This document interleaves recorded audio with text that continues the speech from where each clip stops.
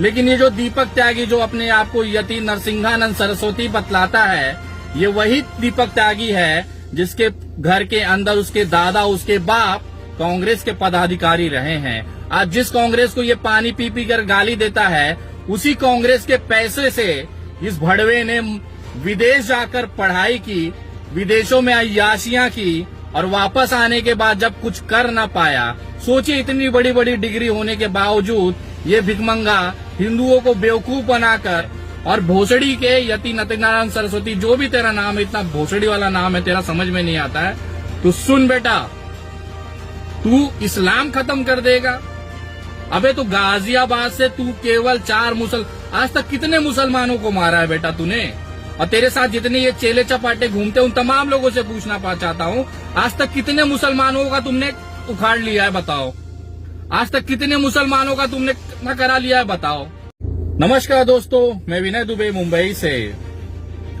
हिंदुस्तान में मुसलमान, इस्लाम एक ऐसी चीज है, एक ऐसी वस्तु हो गई है जिसके वजह से पूरा राजनीतिक उसके आसपास घूमता है। मुझे कभी कभी समझ में नहीं आता कि अगर ये इस्लाम और मुसलमान भारत में ना होता तो ये भारतीय जनता पार्टी वाले बेचारे भिखमंगे तो भूखे मर गए होते। आजकल जिसको देखो मोबाइल उठाता है और इस्लाम को खत्म करने की बातें करता है। एक भड़वा अभी ताजा पैदा हुआ है जो अपने आप को हिंदू मंदिर का महंत कहता है, लेकिन उसकी वास्तविकता आज मैं आपको बताता हूँ और एक खास तोहफा उसके लिए मैंने बनाया है जिसकी घोषणा मैं इस वीडियो में करने जा रहा हूँ। तो कृपया पूरी वीडियो जरूर देखें और उन भड़वों तक, खास तौर पे गाजियाबाद के उन भड़वों तक जरूर पहुँचाएं, क्योंकि उनका बाप विनय दुबे अब उस भड़वे को दीपक त्यागी, अरे दीपक त्यागी तो आप जानते नहीं होंगे, उसका जो असली नाम आप जानते हैं वो है यति सरस्वती, वो जो भी नंद है, बकचोद नंद, उसको हम उठा के अब लाने वाले हैं, क्योंकि आज उसको एक तोहफा मैंने भेजा है। आशा करता हूं बहुत जल्द आप लोगों को पता चल जाएगा।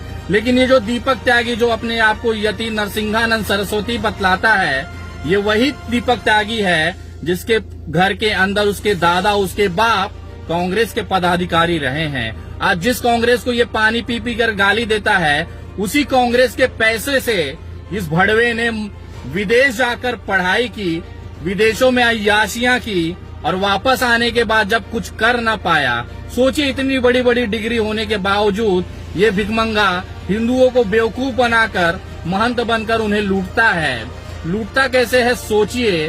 पूरी जिंदगी इसके घर पर ये जो निवाला खाता था वो कांग्रेस का था, क्योंकि इसके दादा इसके बाप कांग्रेस की कमेटी में पदाधिकारी थे। और आज यही भड़वा उसी कांग्रेस को गाली देता है जिसकी पूरी जिंदगी इसने रोटी खाई है।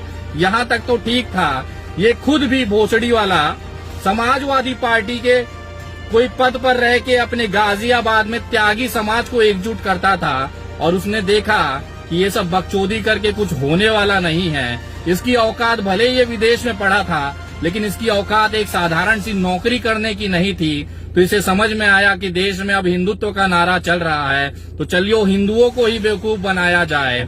अगर कोई कुत्ता सड़क पर, खुजली वाला कोई कुत्ता, सड़ा हुआ कोई कुत्ता मुसलमान की तरफ मुंह करके भौंक भी दे, तो ये जो भारतीय जनता पार्टी के अंधभक्त हैं और सो कॉल्ड अपने आप को हिंदू के ठेकेदार समझते हैं, ये उस कुत्ते को अपना बाप घोषित कर देंगे। उसका डीएम ऑफिस में जाके सर्टिफिकेट बना लेंगे कि ये जो कुत्ता है इसने मुसलमान को भौंका है, आज से यही मेरा बाप है। ये ले जाके अपनी माँ से मिला देंगे कि मम्मा ये देखो हमारे नए बाप आए हैं, इसका स्वागत किया जाए। ये इसलिए मैं कह रहा हूँ कि ये भोसड़ी वालों का कोई जात धर्म और दीन धर्म नहीं होता है। जो भी मुसलमानों को गाली दे देगा, ये उसे अपने कंधे पे बिठा के अपना बाप बना के घोषित करके पूरा ब्रह्मांड घूमेंगे। आज से कुछ दिन पहले दिल्ली दंगा कराने वाले कपिल मिश्रा इनके बाप हुआ करते थे। आज ये दीपक त्यागी नाम का नया भड़वा जो आया है वो इनका बाप बन के घूमे पड़ा है। और भोसड़ी के यति नरसिंहानंद सरस्वती, जो भी तेरा नाम है, इतना भोसड़ी वाला नाम है तेरा, समझ में नहीं आता है। तो सुन बेटा, तू इस्लाम खत्म कर देगा। अबे तो गाजियाबाद से तू केवल 4 आज तक कितने मुसलमानों को मारा है बेटा तूने? और तेरे साथ जितने ये चेले चपाटे घूमते उन तमाम लोगों से पूछना चाहता हूँ, आज तक कितने मुसलमानों का तुमने उखाड़ लिया है बताओ? आज तक कितने मुसलमानों का तुमने न करा लिया है बताओ? उनका कुछ उखाड़ न पाए और चले हो देश से इस्लाम खत्म करने, विश्व से इस्लाम खत्म करने, उनके जीवन का मकसद हो गया है। ये बकवास सुन के न कुछ वो हिंदू जो भारतीय जनता पार्टी के तलवे चाटते हैं ना, वो खुश होते होंगे।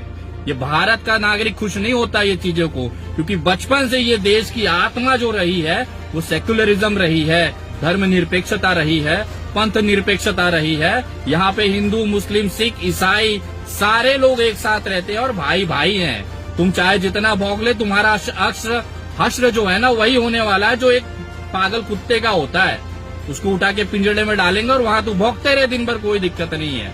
और दूसरी सबसे गजब की चीज बताना चाहता हूँ कि ये दीपक त्यागी के ऊपर राष्ट्रीय कानून, सुरक्षा कानून की मांग हमने माननीय बॉम्बे हाई कोर्ट से की है, मुंबई उच्च न्यायालय से की है और उस पर बहुत जल्द सुनवाई होने वाली है।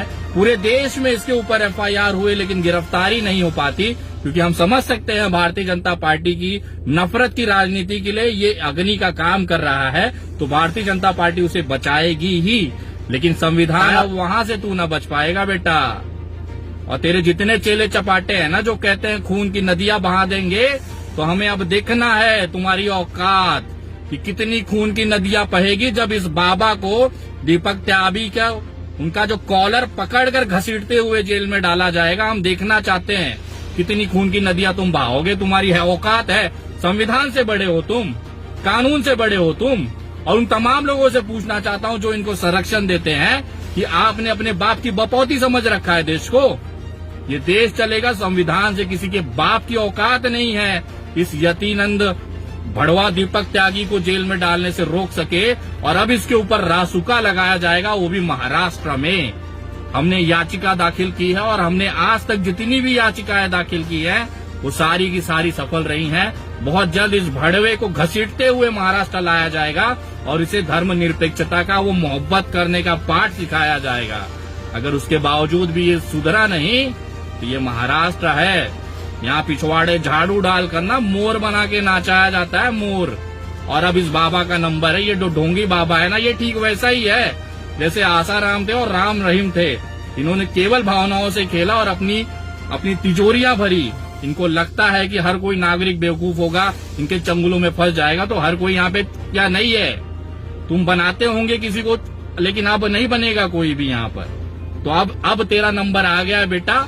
खूबसूरत से जितना दिन खा पी सकता है खा ले, संवैधानिक तरीके से। ना तुझे गाली देंगे, ना तुझे मारेंगे, ना तुझे कुछ ना करेंगे। संवैधानिक तरीके से कानूनी प्रक्रिया के अंदर तेरा कॉलर घसीटते हुए तुझे जेल में डालेंगे। उसके बाद तेरा इंतजार करेंगे कौन तेरा बाप तेरे को बचा सकता है। हमको भी अब देखना है भड़वे, तू इस्लाम खत्म करेगा, तू देश की एकता अखंडता को खत्म करेगा। तेरा बाप न कर पाए, तेरा दादा न कर पाए, भोसड़ी वाले तू कर पाएगा। चल कर ले, उखाड़ ले, तेरे को मौका देते हैं। तुझे घसीट के मुंबई लाया जाएगा, तुझे बल भर पेला जाएगा। यहाँ पे पिछवाड़े झाड़ू डाल के तेरे को मोर न बनाया, ये महाराष्ट्र की भूमि नहीं है। इंतजार कर, बस कुछ दिन और है बेटा, भौंक ले जितना भौंकना है। मैं धन्यवाद करता हूँ कि न्यायपालिका का जो इस तरह के प्रावधान उन्होंने रखा है, इस तरह के पागल कुत्तों को जेल में डालने के लिए जो उचित व्यवस्थाएं हैं वो हमारे हाथों में दी है। अब उसका हम संवैधानिक तरीके से पालन करेंगे, न इसे कोई धमकी देंगे, न गाली देंगे, न कुछ करेंगे। उन तमाम लोगों का भी मैं विशेष तौर पे निषेध करता हूँ जो सर कलम करने की बात करते हैं, इसको गोली मारने की बात करते हैं, इसकी हत्या करने की बात करते हैं। उन तमाम लोगों में और इसमें कोई ज्यादा फर्क नहीं है। वो भी जाहिल है और ये दूसरा जाहिल है। तो उन तमाम लोगों का निषेध करता हूं। मैं किसी का विशेष की बात नहीं कर रहा हूं, लेकिन न्यायिक प्रक्रिया से अब इसका इलाज किया जाएगा और बहुत जल्द किया जाएगा। और जितने तेरे चेले चपाटे हैं ना, उनकी औकात हमें पता है। और तू भौंक जितना भौंक सकता है बेटा, तेरा टाइम आ गया। जय हिंद, जय महाराष्ट्र।